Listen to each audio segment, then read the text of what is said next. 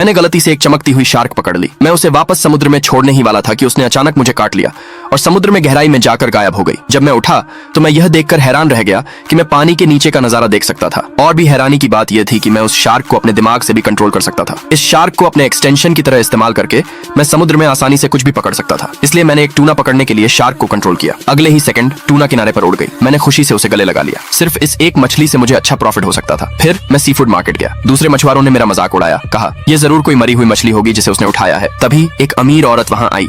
उसने तुरंत पहचान लिया कि यह टूना की एक रेयर वैरायटी है और इसे $1 लाख में खरीदने का ऑफर दिया। मैं तुरंत डील के लिए मान गया। बाद में उस औरत ने मुझे एक बिजनेस कार्ड दिया।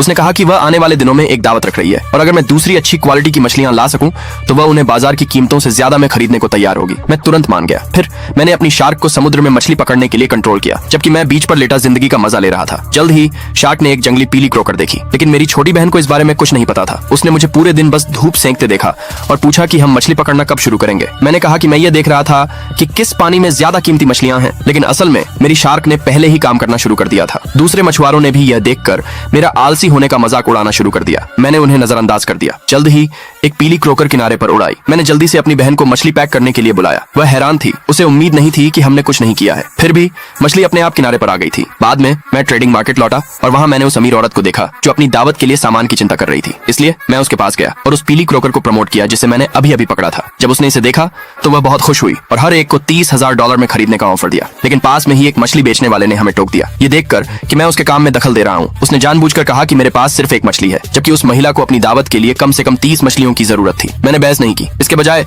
मैंने अपनी बहन को फोन किया। जल्द ही ट्रेडिंग मार्केट में एक 3 पहियों वाली गाड़ी आ गई। मछली बेचने वाले ने नफरत से देखा, लेकिन जब मैंने उसे खोला तो वह पीली क्रोकर्स से भरी गाड़ी देखकर हैरान रह गया। महिला बहुत खुश हुई और उसने तुरंत उन सभी को $30,000 में खरीद लिया। बस ऐसे ही अपने शार्क की मदद से मैंने सिर्फ एक दिन में $1 मिलियन कमा लिए। दूसरे पार्ट के लिए कमेंट में यस लिखे।